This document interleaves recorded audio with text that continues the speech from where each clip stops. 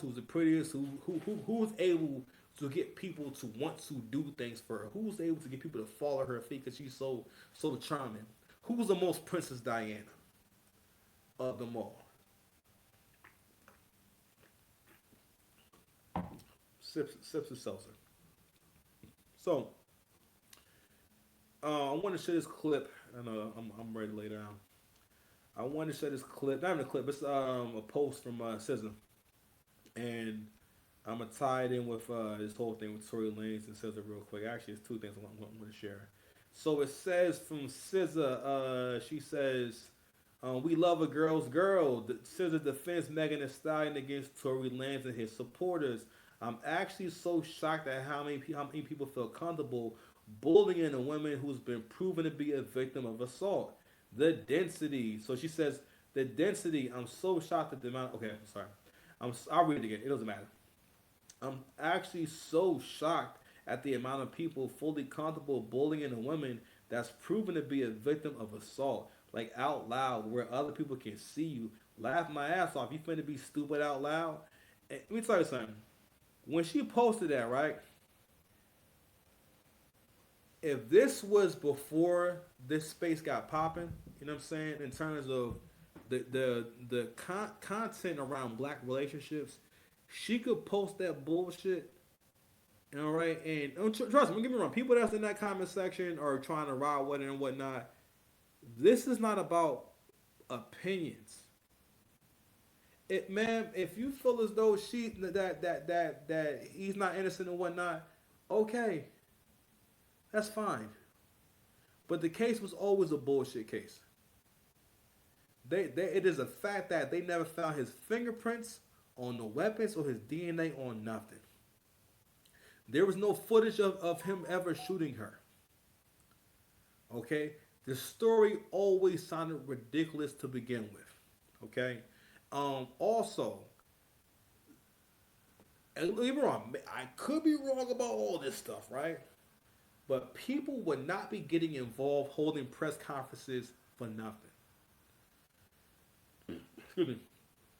Especially not for no black man. Okay? I wanted to read one more thing before I go. From some I don't know what this page is, man, but I wanted to read I hope I didn't erase it. Oh yeah.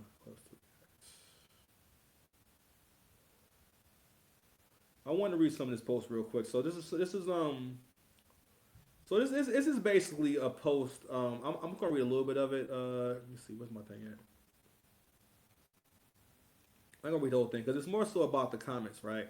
So it says the wildest part about the Tory Lanez situation is that Megan actually tried to protect him for weeks after the incident. She stayed quiet for an extremely long time while he was online tweeting and posting IG comments, making commentary and making fun of her people, making memes, and turned it into harassment. Then, after trying to protect him and staying quiet, she was harassed so much she finally made a statement saying she was literally not going to say anything. Proof is she literally shut up. Until she said he started lying for weeks and had blogs and people harassing her. I've never seen someone who could have gotten away with a case so easily if he would have simply kept quiet. Like she literally disappeared that night and wasn't heard from for weeks, minding her business. After all his talking, the police started investigating. He could have been home right, chilling like nothing happened. She was quiet. So people in the comment section said stuff like this: "Whoever runs this page, thank you so much on behalf of Black women. Your post supporting Meg has been very much appreciated." Someone else wrote, "Exactly. If Kelsey is the one that did it, why is Megan receiving all the backlash? Why is this the energy not being used to put the real shooter behind bars?" Now that comment was a little more, I guess you could say balanced and whatnot. But let's go ahead and kind of get into what's going on here. First and foremost, black women can't protect anything. You can't protect yourselves, the people. You don't protect the goddamn thing. Um, you have your own concept of protection, which for the most part, every word you use to come out your mouth, the definition can change at any time. And because I heard that same bullshit from Tiana Taylor talking about Iman Shumpert saying, "I try to protect you." What do you think protecting is? And I didn't really realize this until I started watching certain channels and whatnot. But for the most part, the only person that black women protect mostly is white men and white men's image. Because if listen, black men, I want you to come around some black women and try to say some really mean things about white men, and or talk about how black men are better than white men, right? And just go to as many as you can and see if they roll with it or agree with you.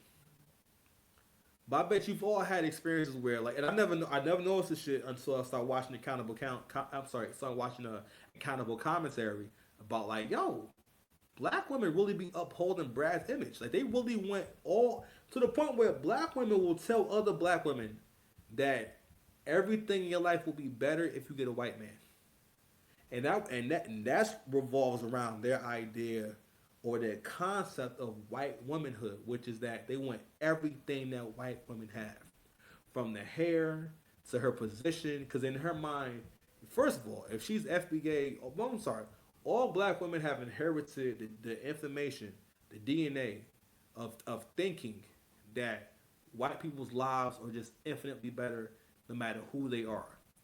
It doesn't matter what family they come from, their character, what they believe in. If he's white, if they're white, must be better. Which also lends itself to the parallels between how women think like children. When you're a child, think about how shallow your thinking was. Think about when you wanted things. What was the reason why you wanted things? When you mostly were driven by what as a child? Some kind of stimulation, but mostly excitement and pleasure is what drove you, or what made you interested in things, right? So anyway, um, what we see playing out here, and I've heard Angry Man make this point about the women getting better and why they don't get better. And I'm going to piggyback off that with talking about what the importance of words and how we use words, right?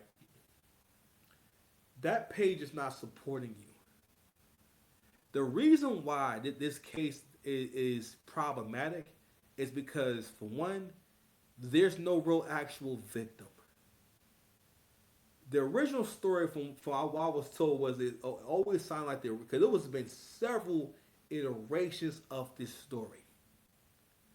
One was that Tory fired a gun in the air to stop y'all from fighting. So there was a iteration told where you and your girlfriend was fighting, Kelsey, because Kelsey was originally dealing with him, and then you wanted to take him from her because they get tall girls and big girls are very insecure and they will do shit like that.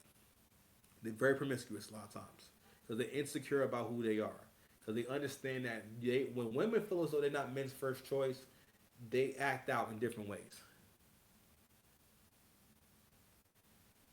Check the footage. But anywho, the issue is this: you said that Tory Lane shot you in the foot. If if it is the truth that your friend shot you, that's a whole different. No, it changes everything. This is a serious thing. But because it's happening to a black guy, it also shows what black women think about black men and just our lives in general. That man that got stabbed up in jail, he done been in jail for the last couple of years. Like, this whole even how that Instagram post told that story wasn't no proof behind it, no slides. This was all basically, let me give you this angle right here where I make her sound like a good guy. When the hell has Meg the Stallion ever made being a good person or the good guy her angle? She even got on a documentary by Amazon and made her look crazy, where for whatever reason they thought that she should include a clip where her saying, "Of course I lied to Gail King. I didn't want to tell her that I was having sex with Tory." Now I'm saying it in a more clean way. Meg the Stallion is really a gutter snipe, bro. And I have to go, so I'm not gonna keep going. I'm not gonna keep building on it. 'Cause I need to cool it down, and my head hurt. But your boy out here working hard, man. I just went through a crazy ordeal with my building, but we good. We still here and shit. You know, um, yo, it's about to get cold out there, man. if you're able to talk to like women in your life and stuff like that, please encourage them to get a plan for how they're gonna survive and stuff like that. And if you can, yo, women, you gotta get into relationships, man. Seriously, like you're gonna wind up being homeless because if people with good jobs are having trouble maintaining their lifestyle, it ain't but a matter of time. Like yo, it's gonna be a lot of homeless women. And the only thing that can help is if y'all work with other people and get some roommates, or get with your family and get a man. If you can get a man, and y'all can make it. Kevin Samuels talked about this a couple of years ago about when winter was coming, and women are going to have to get with a man in order to survive because most of y'all don't make no money. And also living with your family, I know that's stressful. People argue a lot living with family. It's not pleasurable, not comfortable. Living with your mother, your grandmother, and shit. I ain't. But anyway, I gotta go, man. Y'all